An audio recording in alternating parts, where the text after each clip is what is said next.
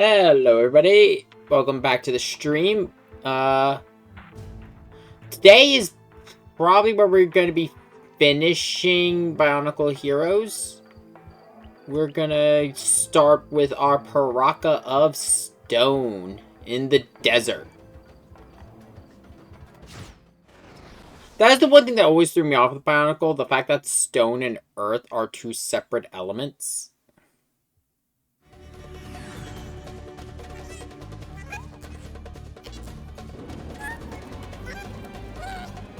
Actually, is this the Paraka of Earth and the other one was the Paraka of Stone?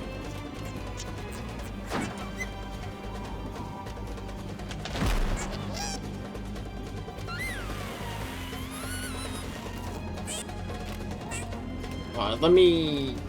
I might have mixed up them. Oh no!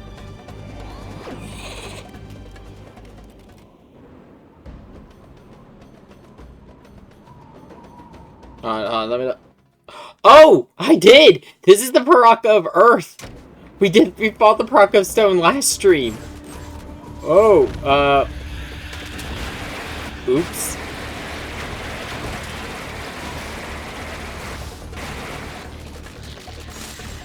I'll be honest, it's kind of hard in this generation to tell you which is which.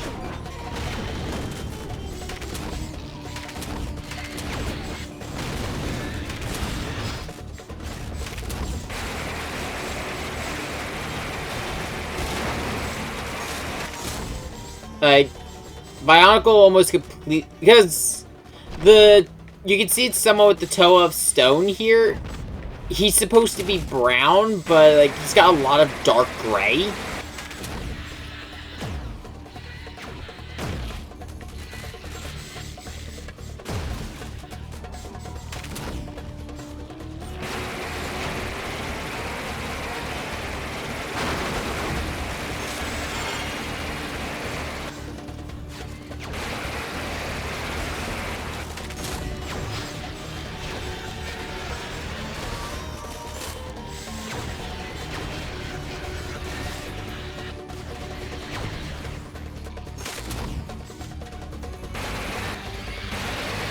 Grab as much as I can right now, because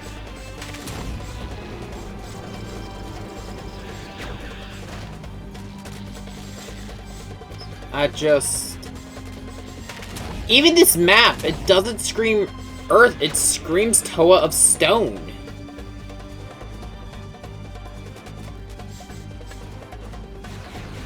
The only reason I know that I mixed them up is because the rock sheet. That or Traveler's Tales mixed them up.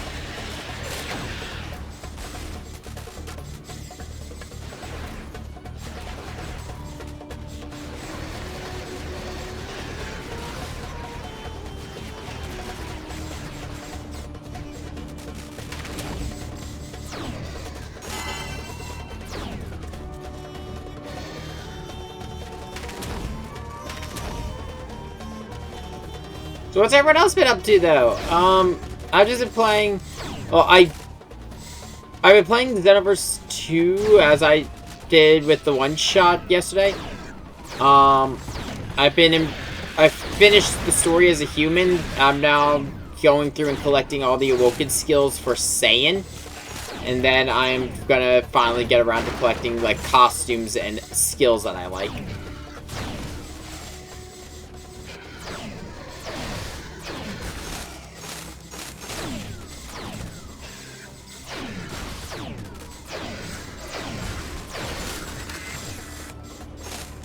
Good thing we're almost hero mode. Gonna skip an entire segment.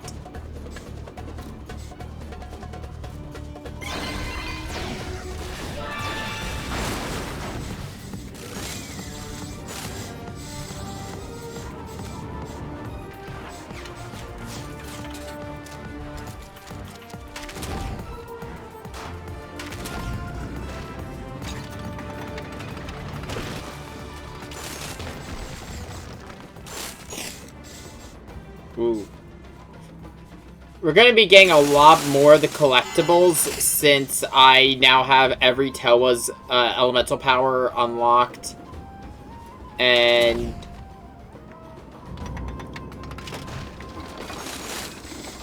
I might not be able to complete any of the silver canister collections because a couple of them are hidden behind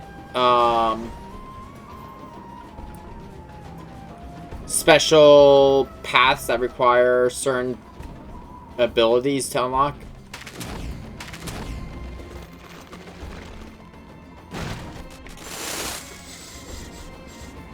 But I should be able to get all the ones in, like, the Paraka boss fights. I should be able to get all the gold canisters.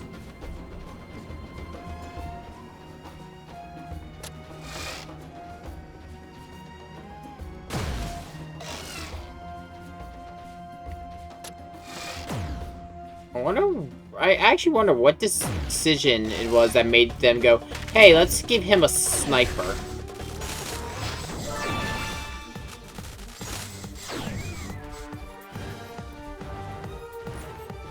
Can't do that, need a Paraka.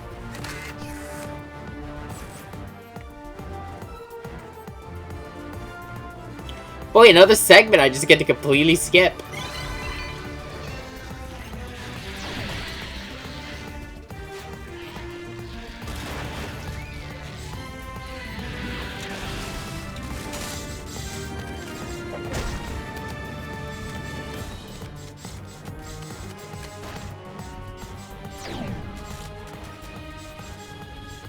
Okay, do a quick run around on all these side paths just to make sure I'm not missing any silver canisters. No, I think those are just spawn points for, like, Vizorak and,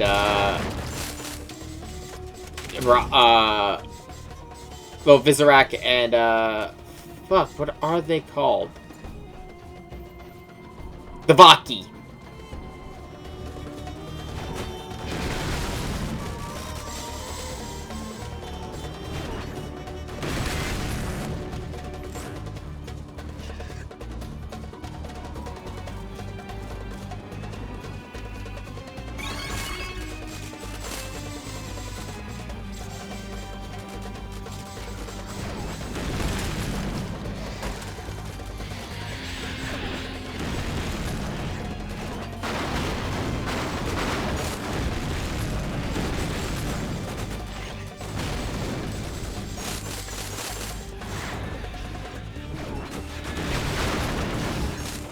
I love just blowing everything up.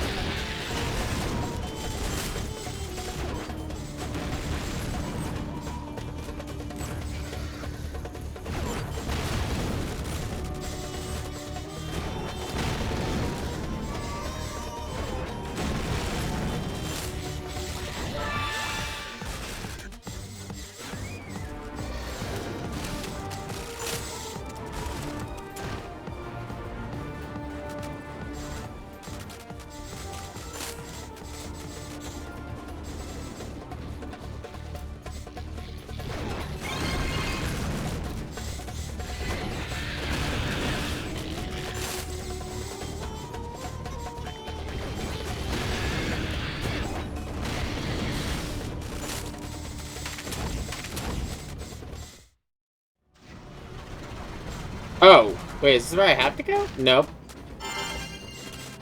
It's just a gold canister.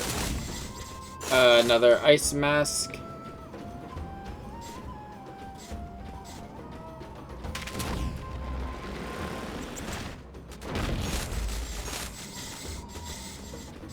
Gets me a step closer. You know what? Gets me a step closer to being in hero mode and being able to skip a phase.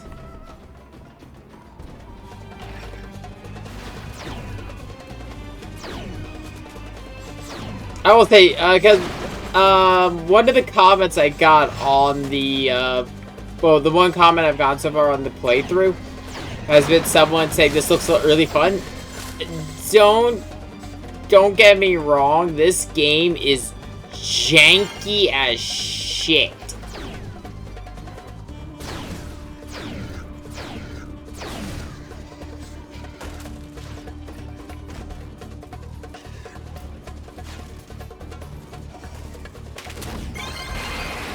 Like, it does not patrol well.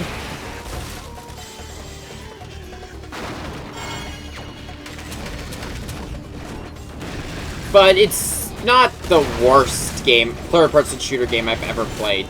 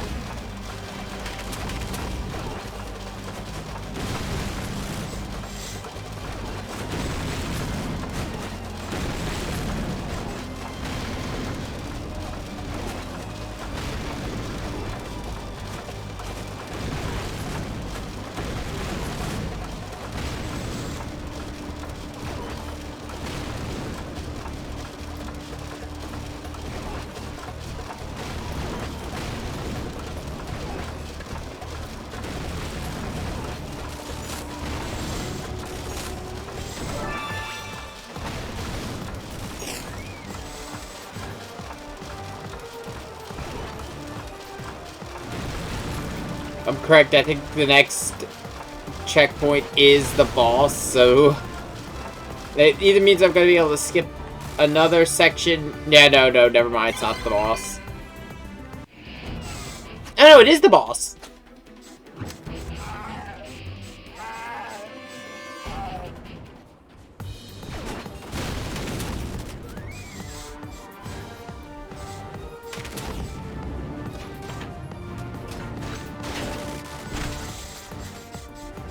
Oh hey, our first all 5 silver canisters.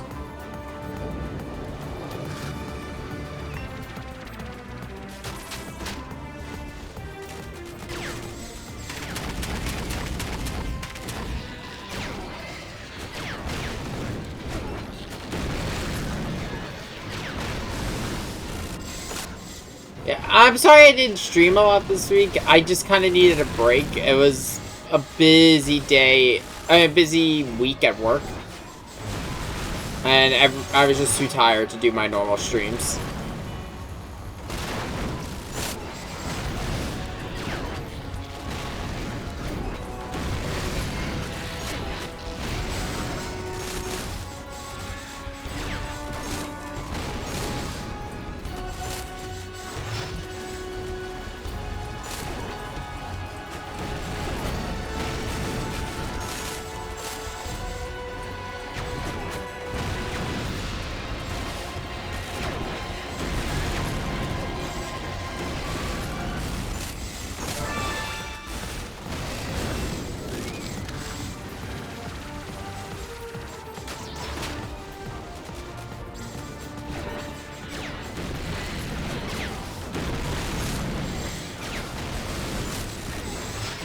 I love fights like this where I can just fire grenades and just clear out everything.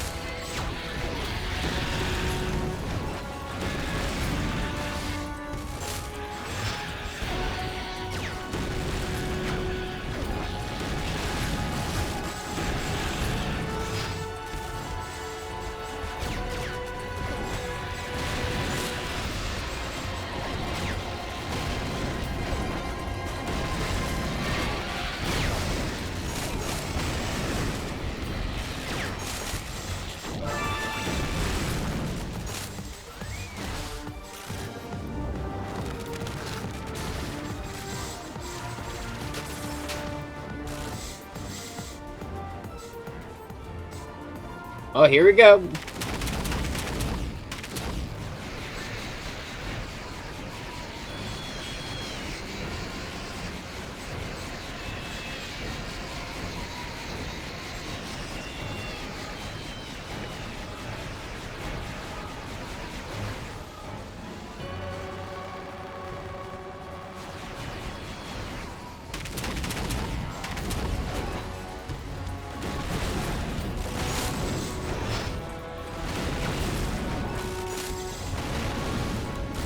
Just to keep all the standard enemies, all the normal enemies away.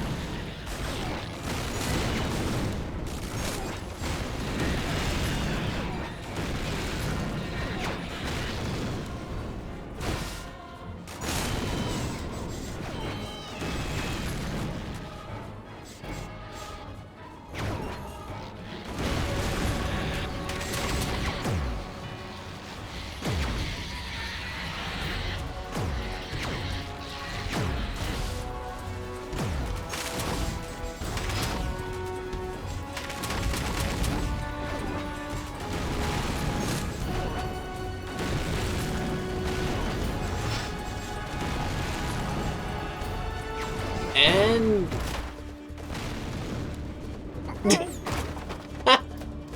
oh, I love it.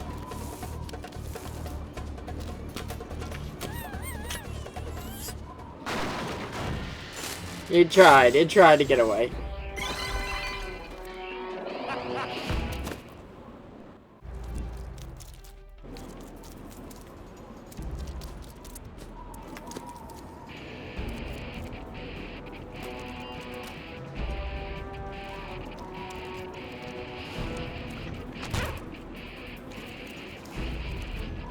That checks out. Paraka, weaker than a slug.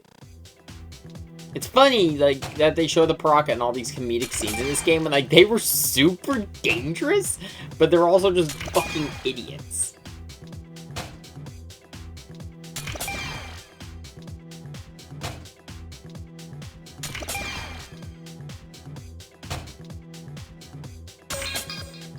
There we go. Ooh, I see some Taraga masks there. And the Mask of Light. Fun fact, that particular mask I own.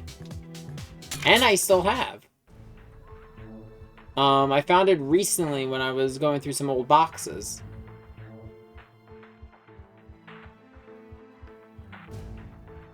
So if we're going to the next level, I do want to actually talk about that mask.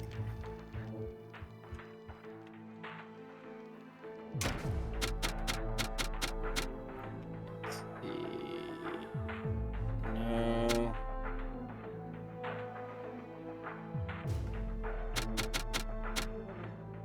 That's the solid gold one.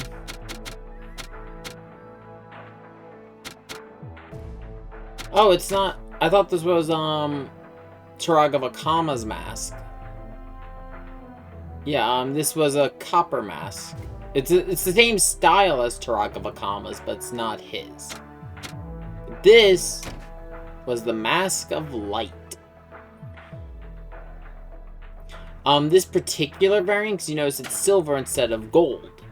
The standard Mask of Light is gold, but there was a special variant that was sort of silvery with gold particles.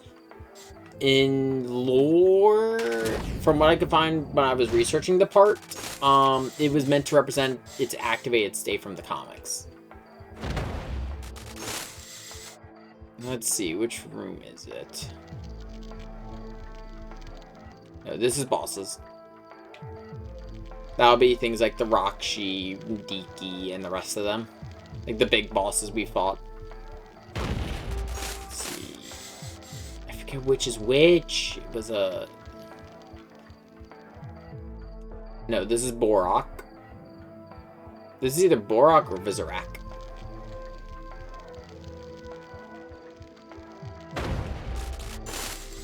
I think it is this one, because I think the last one's Vizorak. Yeah, we come in here now that I've completed a silver canister. I think.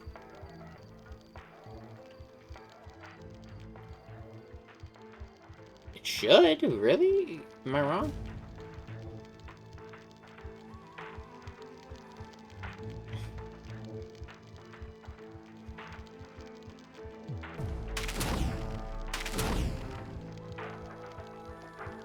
Huh. I could have sworn this... Or wait, did I... Yeah, no, I could have sworn that's the one I completed. Well, let's see. Because, yeah, this one should be a Vizorak.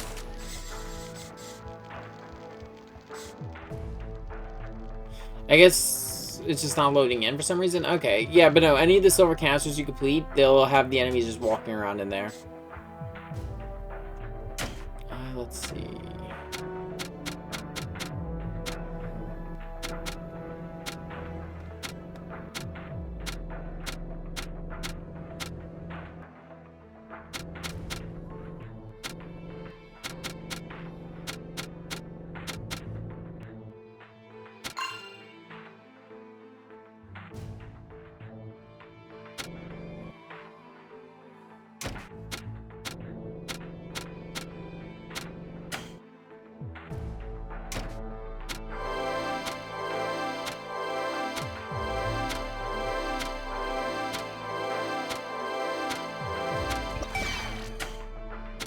hopefully upgrade some more of the Toa.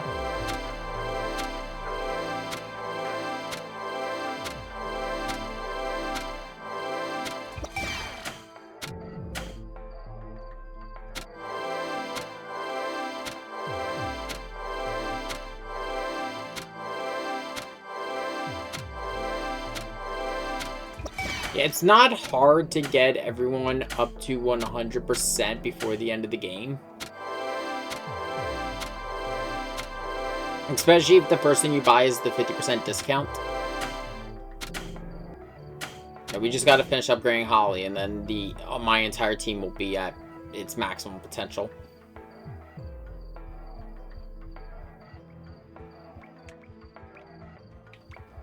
Oh! Hello! Welcome to the stream. We're about halfway through this game. Funny thing is, I saw your message when you showed up for Arkham Origins at the very end.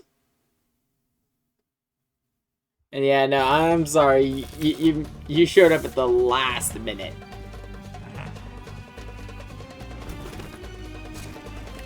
Like, I believe I believe in the... Ooh! Ooh! Can we get a rest in peace? Can we get a rip? Or F's in chat. F's in chat for the Baraka.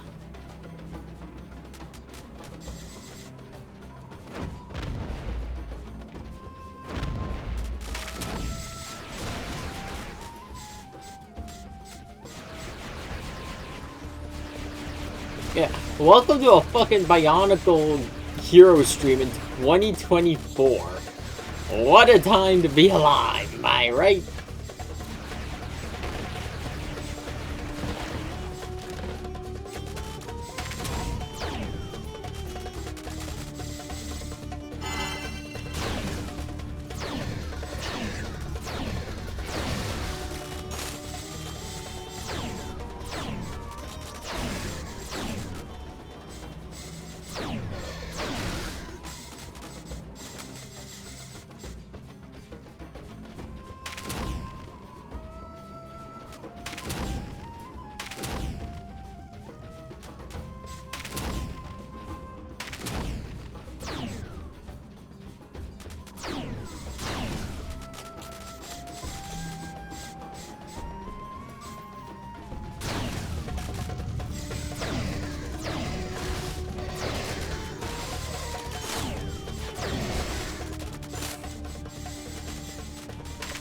I gotta wonder, I do legitimately think Traveler's Tale just mixed up the elements of earth and stone.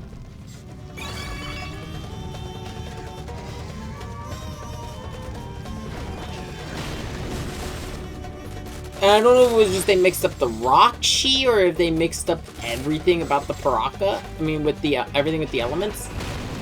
It's not with the Toa, it's just with the levels, it seems.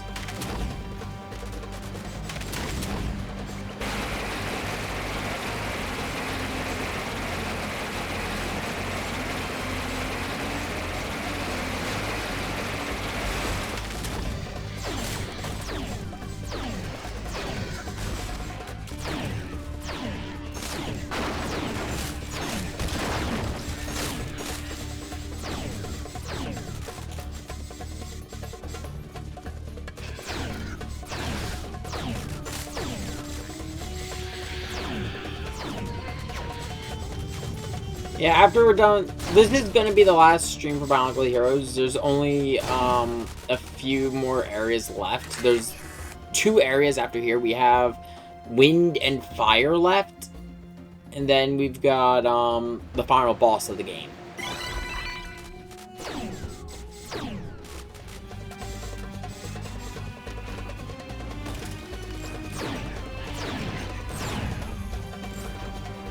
After we're done Bionicle Heroes, we're going, Kingdom Hearts is back on the menu. Bionicle Heroes was always meant to be, quick in and out, 5 minutes. Well, not 5 minutes, like 2 stream game. it was always in the same category for me as streaming Transformers Devastation, which is also on the list.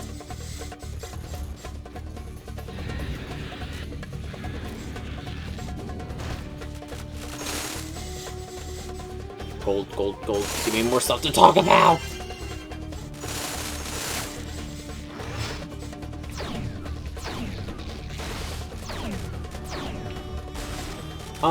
One thing that might... Because, I'm going to do a full playthrough of a couple Digimon games. One of them is probably going to be, I'm going to restart Digimon World 4 and do that as a full playthrough. Another one is Digimon World 3. The only thing is, World 3 is long.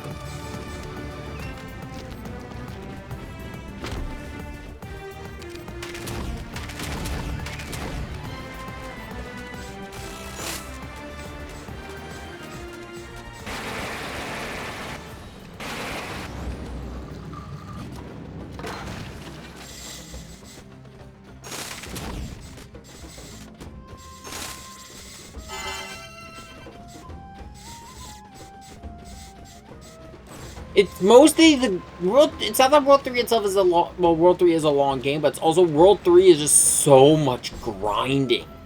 Which, granted, that is when you're playing a classic JRPG, that's to be expected.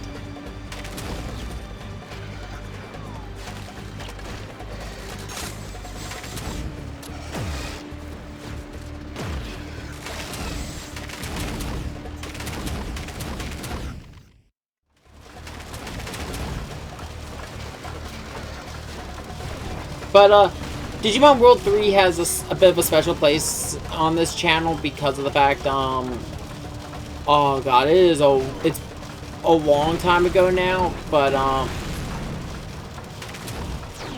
a long time ago, back when I first, started doing regular semi-regular streams, I streamed, Digimon World 3, and it led to a legendary moment for my channel.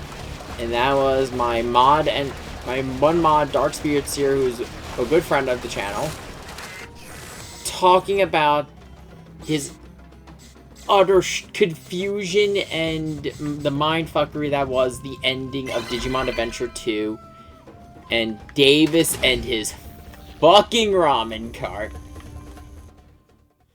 I've never played Digimon World 1. The closest I've played of Digimon World 1 is New Order. And that is, from my understanding, a remake of Digimon World 1, but in like a pseudo-sequel. Here's the thing. If we want to talk about a Digimon game that takes ages, it's Digimon World 1. Because of the fact you have to wait. The Digimon has a life cycle. From what I've seen, Digimon...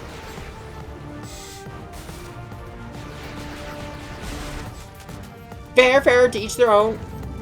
I like the idea, but it's just too unpredictable. From what I've seen of the different gameplay types, Digimon World 1 is basically just it's a Tamagotchi video game. That's what it is, which is fitting, being that's what Digimon did start as. It was an offshoot of the Tamagotchi brand.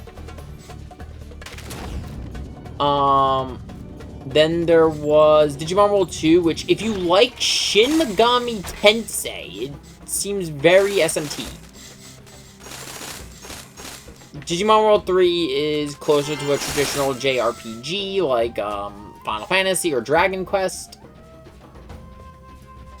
Just with only one party member. The model work is decent for the time.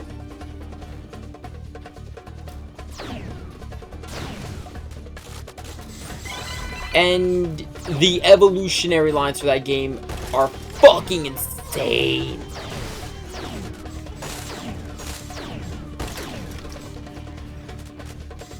Yeah.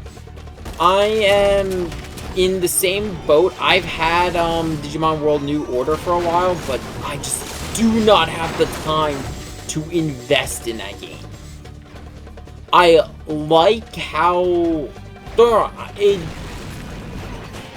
I feel like of all the Digimon games, when it's a come to, you know, building a bond with my party, New World or New Order does it the best. Like, I legitimately feel like these are my Digimon. I raised them. I trained them to get certain evolutions. Cyber Sleuth was a lot of fun. I really enjoyed Cyber Sleuth. My issue I had with Cyber Sleuth was, not Cyber Sleuth itself. I burnt myself out on it. Because what happened was I finished Cyber Sleuth and then I went right into Hacker's Memory. It saved Digimon because it was like the first actual game they had since New Order.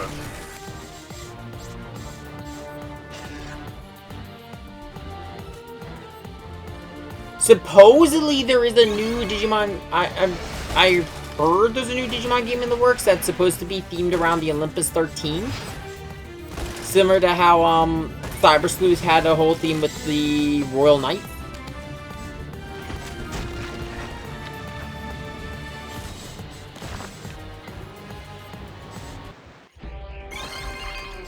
How true that is, I'm not sure. It's just something I've been seeing on the grapevine. Yeah! Yeah! Look at him go.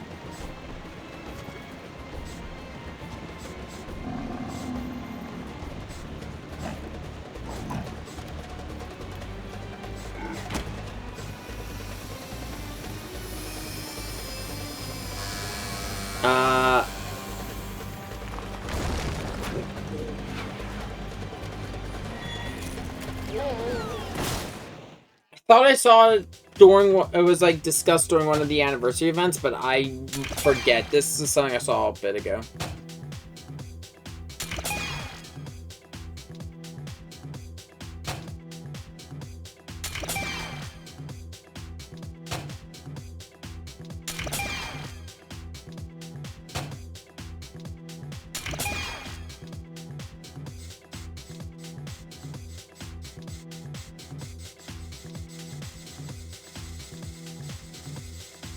Yeah, okay, so, okay,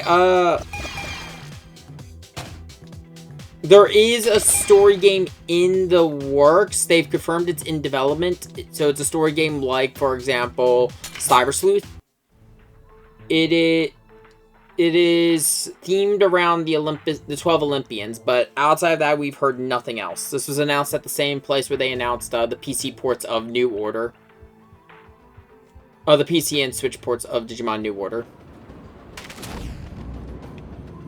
So it's in the works. It's just there's not been any like big hype around it because it's still very early in development.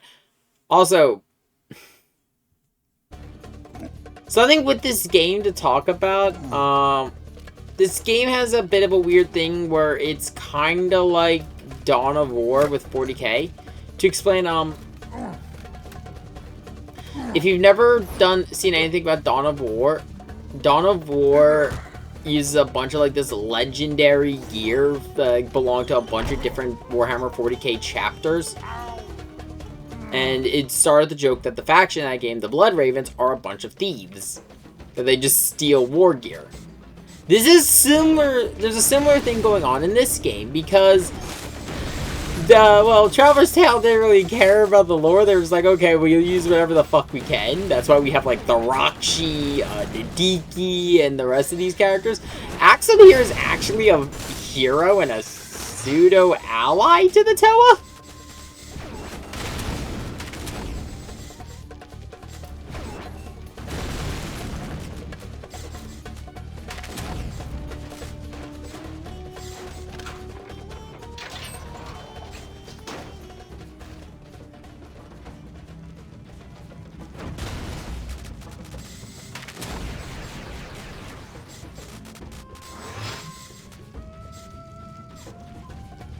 Yeah, pretty much the only issue I have, I have said I'm going to do a stream of Survive, well, a series of Survive.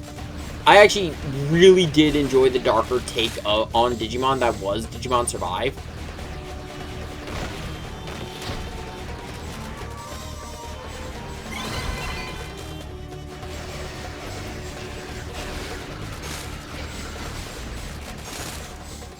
I wouldn't do it as like, you know, like, you know, oh, we're gonna get all the different endings. It'd probably be... I enjoyed it. It's definitely more narrative driven. I think the fact that it was more narrative than tactics driven didn't bother me as much because of some of the other games in the genre that I've played.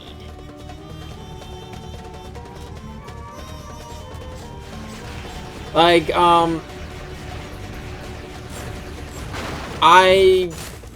leading up to Digimon Survive, I was playing, Super Robot Wars, which, like, are half-hour cutscenes and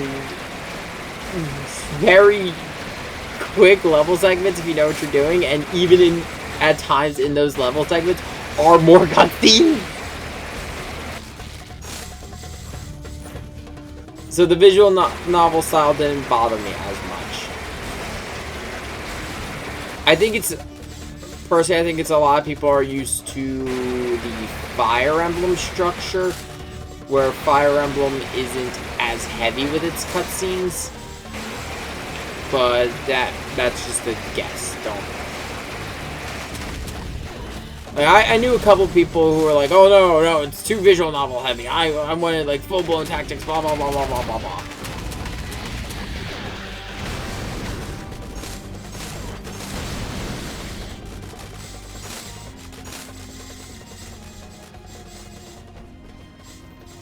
Is it the one with the Lopmon?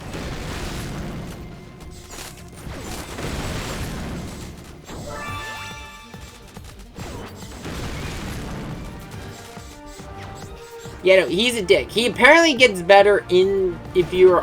Because, you can't... There are two characters in the first run of Digimon Survive who you cannot save. They will always die. But, in the... when you get the true ending on Run 2, when you save him and, the other person you couldn't save in the first run... You will actually... He apparently gets some pretty good story development. He actually... Not story, character development. He actually...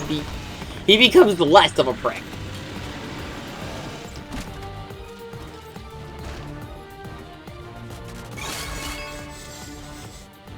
Probably has to do with the true ending. There's a lot of... The characters of Survive are... flawed and complicated individuals.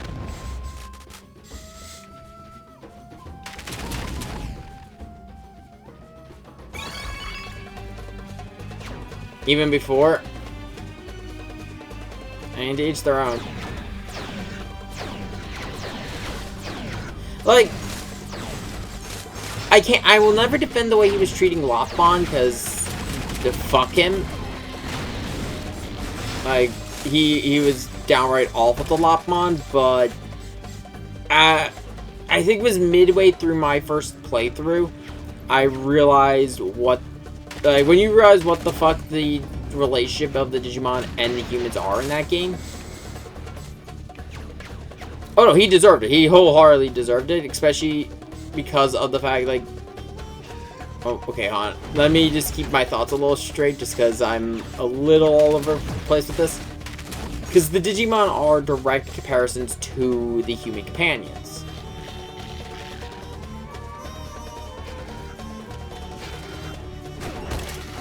So, and it's all dependent on if they're able to see the flaws and accept them versus reject them. He was not able to accept his flaws that were revealed through Lopmon.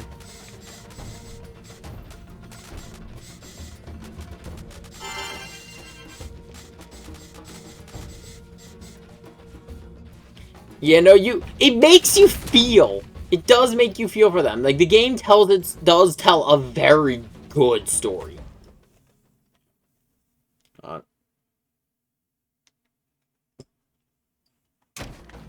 It really does make you feel for for them. Like, they're all just scared. Like, in terms of, like, Shuji's actual advice, like, you know, we should stay here, wait for someone to come rescue us, blah, blah, blah. In a normal situation, he is completely right. Nothing he says is inherently wrong when it comes to what they should do for safety. It's just, it's not a normal situation, and a lot of them just... A couple of them actually don't know how to cope with it. Some of them just don't know how to cope with the stress, and a lot of, like, the bad choices with him are putting all the pressure on him. He's not leader material, but like, a bunch of the kids do try to make him be the leader. Yeah. From my understanding on the, true ending run, it does involve him accepting Lopmon. It is him becoming better.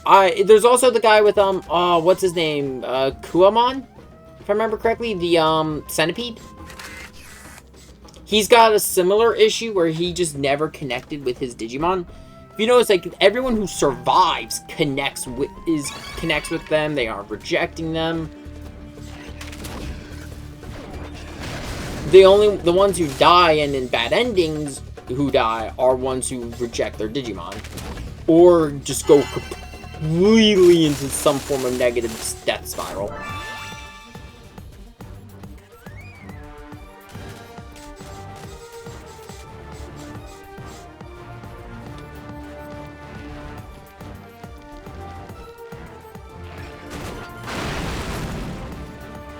I would argue Digimon Survive is a... Oh, yeah. To be honest, the main thing about that scene, like, I wasn't even too concerned about his death. It was more so just how everyone else was reacting to it. Because it's like, it's fucked up. Like, they are... A couple of them are still just... Well, now they're all just kids. And they just saw a man get eaten. And it even makes them all go pause for a moment. Because, like, they did just see a Digimon partner eat one of them. So, it comes to the question of, like, would Agumon or the rest of them do it?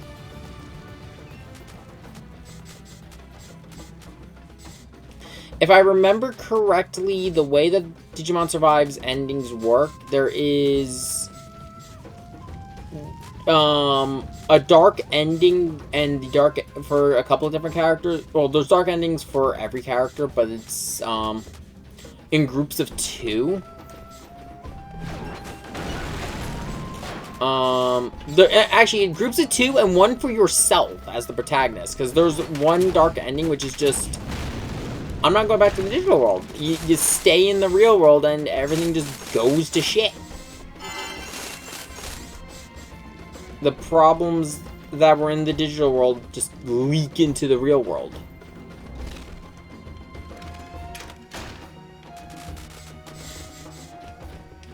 Oh,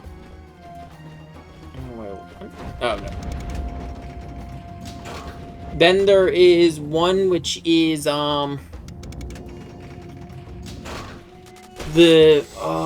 been a while since I don't remember all other names. There's the 2 girls. One of them, I'd like to say it is Floramon's dies, and the dogs. I can't remember the dog Digimon's name.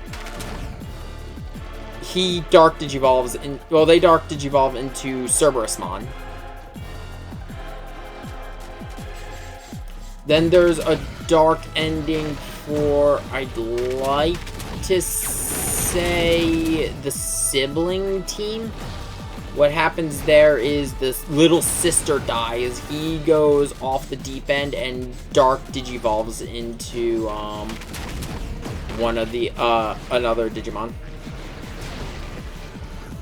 He dark biomerges. Actually, it's not Cerberusmon, it's Plutomon. That's what she turns into. She turns into Plutomon. Wendigomon is a dark Digivolution because he just kept rejecting Lopmon. It's essentially the same thing. Oddly enough, it's the same plot as Persona 4.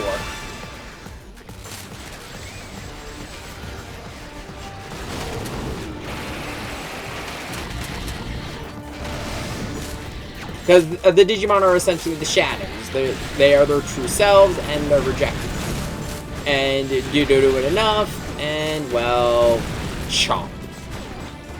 Or the fog consumes. Like, there's one that's always just because one of the bad ending... Well, one of the death flags is the character can't cope. The other one is they reject their Digimon. Or crave a dark power and just lose touch with reality.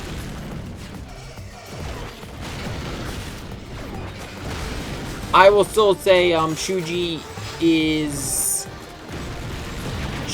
someone who cannot handle leadership, but constantly has leadership thrust upon him.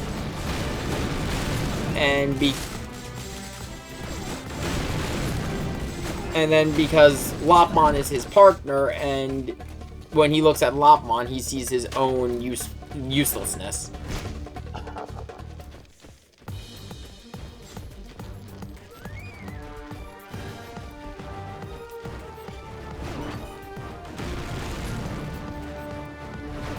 To be honest, if we were to get anything else, since we occasionally do get remakes for Digimon, I wouldn't mind a remake of the Digimon World Dawn, Dusk, and DS series.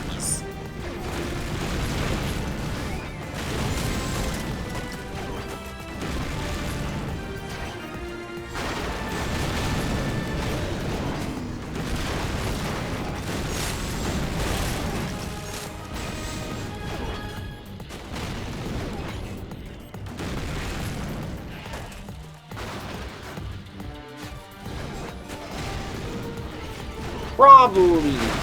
I mean, Graham, when I first saw her immediately, I'm like, to my knowledge, I immediately went like, okay, this bitch, I don't trust her. Because, like, the questions were red flags to me, but I could kind of get, how to say this, Digimon Survive is not an adventure game. Digimon Survive is a horror game. And they are doing the best with what they have. They're doing the best they can with the knowledge they have of what's going on. Especially when even the Digimon themselves do not know what is going on.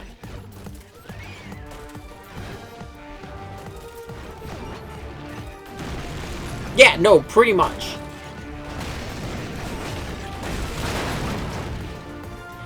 I guessed immediately she was Arukenimon, mostly because Digimon Survive can be argued as the start for a lot of different cycles for Digimon.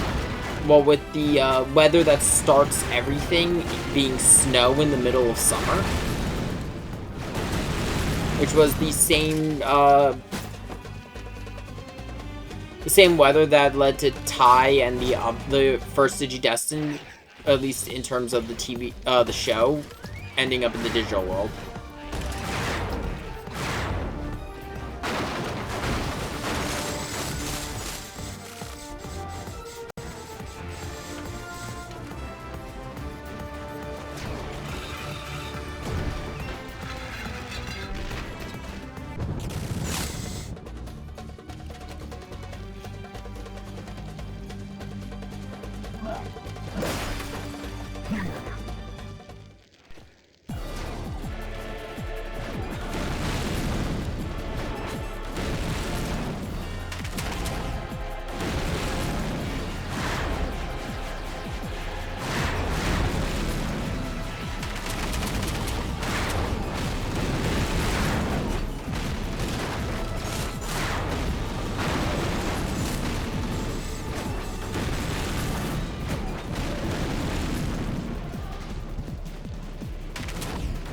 I don't think I'll say I hated Survive. I enjoyed Survive for what it was.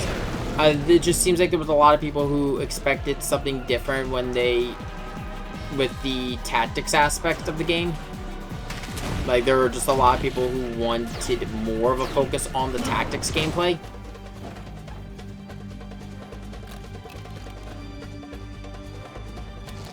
Yeah.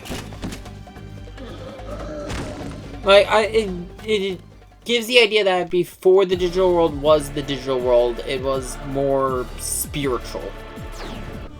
Which would be out of the realm for the rest of the series, because the two worlds have always been connected, but this just means it was in a different form before data space.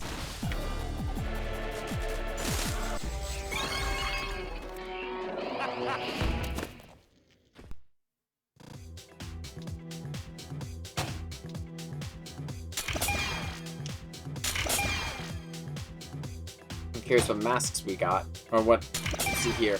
Taragadumas, Toalicons. Yeah, a lot of that I think was just because of localization.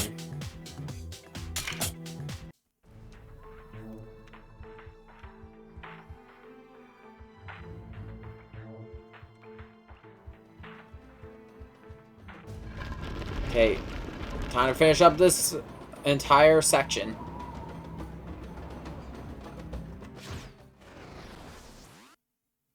This weird, confusing section, which I still feel like they mixed up these Paraka.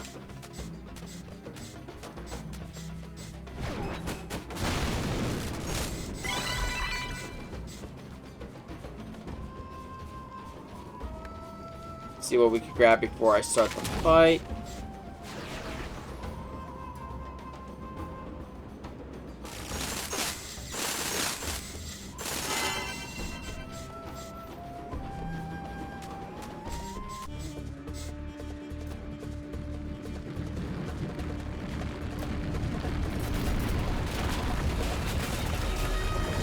Though I will say, when the DNA Digivolution happened, it was still fucking hype.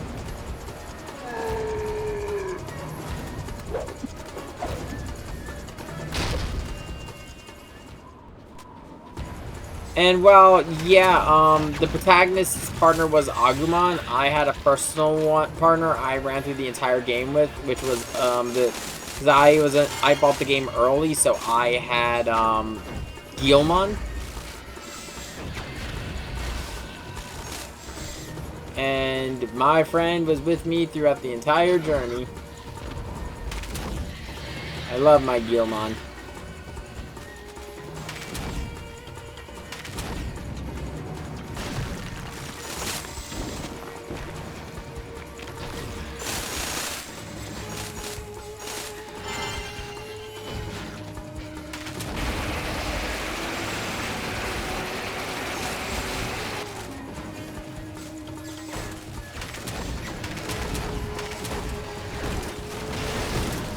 Oh.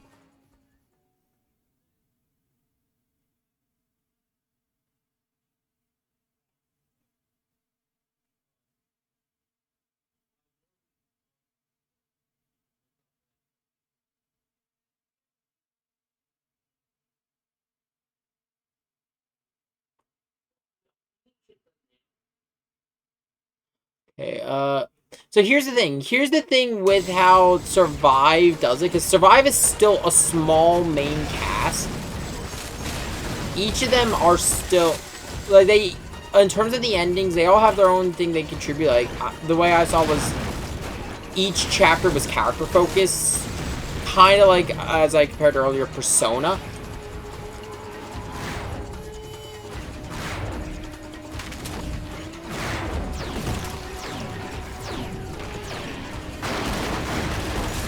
It's Persona without the social links. So. Oh, wait, where is the Paraka? There you are.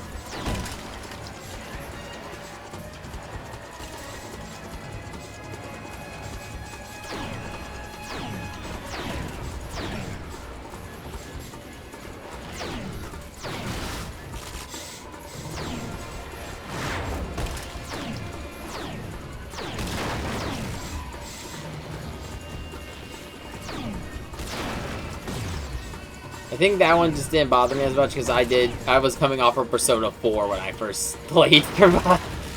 And Super Robot Wars. That's just a thing with a couple of Japanese tactics games.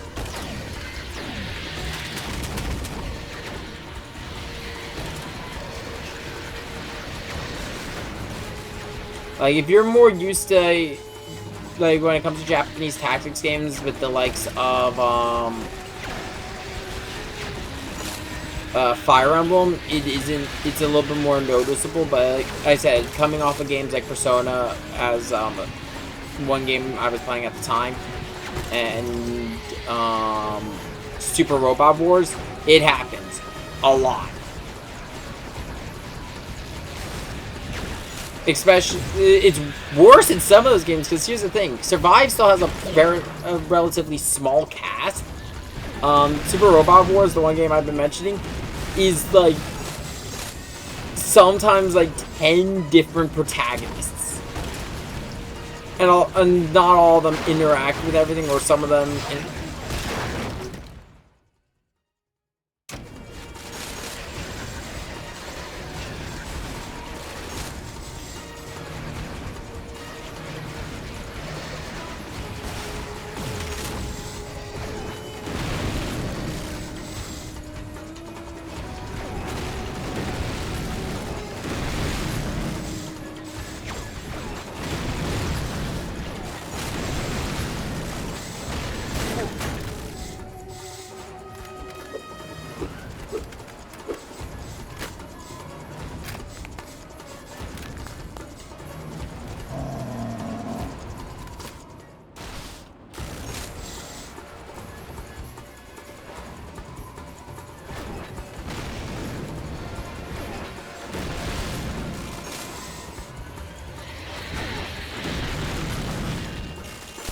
If there's one thing, though, I will say I did like about Survive's dialogue choices, it's the fact that they somewhat mattered. Because, okay, how to say this? During, another tactics game that came out around the same time as, well, not the same time, it came out before Digimon Survive, was Fire Emblem Three Houses. And oh my god, if we want to talk about game sidelining characters, it's Fire Emblem Three Houses. The entire main cast essentially gets sidelined outside of Byleth and the Lord. And when that game comes to its choices, they are illusionary choices. One of the best examples in that game of an illusionary choice, I've mentioned this actually on an older video of mine. There's a choice during Dimitri's route where they go, we have two tactical options we could do. We can attack the Empire directly to save Reina, blah, blah, blah, blah, blah. Or we can go and help out this Lord in my kingdom who is under assault by the Empire, get reinforcements, and have a stronger army to attack the Empire's capital. If you choose anything but attacking the capital of the Empire, the game treats it like, oh, why would you do anything besides this? There's like no discussion. It's just like, you're clearly meant to do the other thing. This is not a time for joking. Survive is like, everyone kind of has their own opinion on what should be done, and a lot of them have points to be made. Like, in terms of like, which direction should we go? What are the pros to us waiting here? What are the pros to us not going too far? What are the pros for us going farther out? What are the cons? Every character has their point. And working around all those choices as being their own story path is really fucking hard. One game that does try this is Triangle Strategy. To, certain results, because here's the thing with Triangle Strategy has entire moments in that game where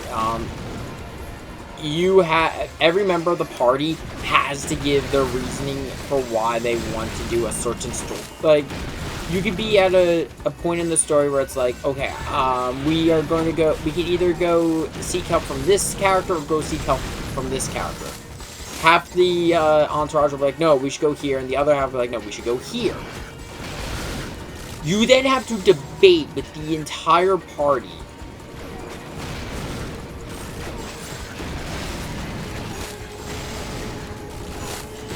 True. I think it's also just like what some people want from a story and what some people get. Digimon Frontier, okay, I have mixed feelings on Digimon Frontier. There are things I really like about Digimon Frontier. I just feel its final arc is really rushed with Lucimon. I feel like Digimon Frontier needed like another season to cook, but they just didn't have it. And instead of adjusting, they're like, nah, just rush it. Like, it tried to do the whole twist villain in the middle of it. Like, you know, actually, Lucimon was the problem. That was the reason why Cheermon got corrupted and blah, blah, blah. Which, I guess it was supposed to be kind of like how the D-Reaper shows up at the very end of Tamers. It's like, this was the whole reason the Digimon have been coming here in the first place. And it worked for Tamers, just because of the fact that the D-Reaper is not a character in itself. The D-Reaper was built off of the character of Jerry. But they had nothing to build Lucimon off of.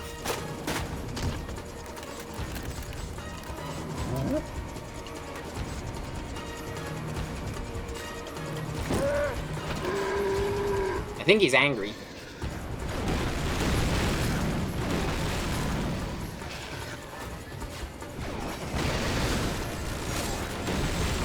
Yeah, what I was saying with the Triangle Strategy thing, though, is like, you have, here's the thing, with that game, when it comes to debating with the party of, like, oh, okay, say you want a specific story route, because you've never seen it before, you have to debate with the party, and you need to have information that might not be available to you because you just did not find it.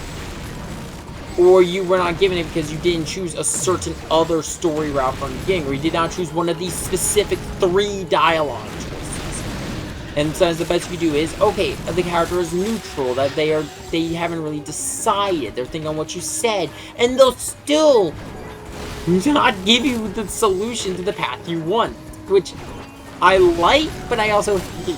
Because it makes it really hard if I want to see certain story routes, or if I want to get certain abilities, or certain characters. Because yes, this locks you out of certain characters. And certain jobs.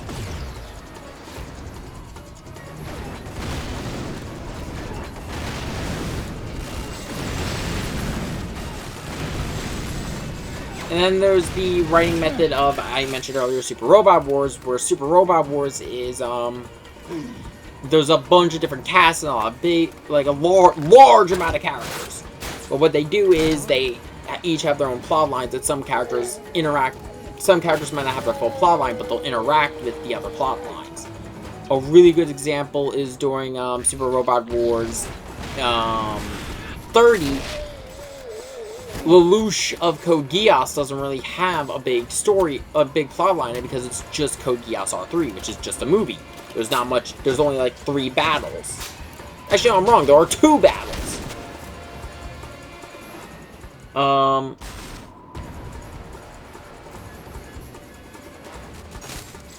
So what happened with that is, after Lelouch was done the Code Geass R3 story, he was a character who was relevant to the Gun X Sword story, but the issue is Colin and Suzaku Kuruki kinda got set to the wayside.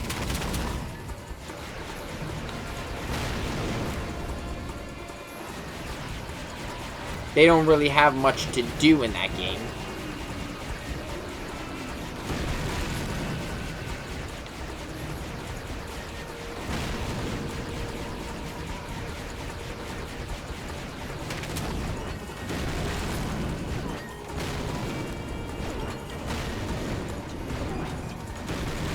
It does usually end up being, at least I've noticed in the SR games I've played, it does end up being very focused on the main cast. And the side cast of each show doesn't really have much to say outside of their series levels.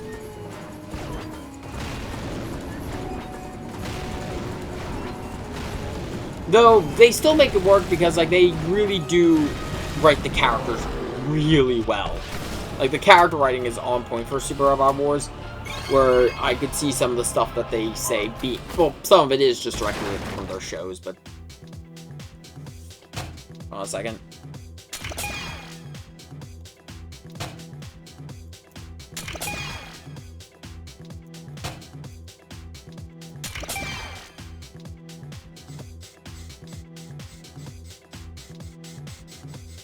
Ooh, the Great Kanoe Discs. That is water, wind, and stone.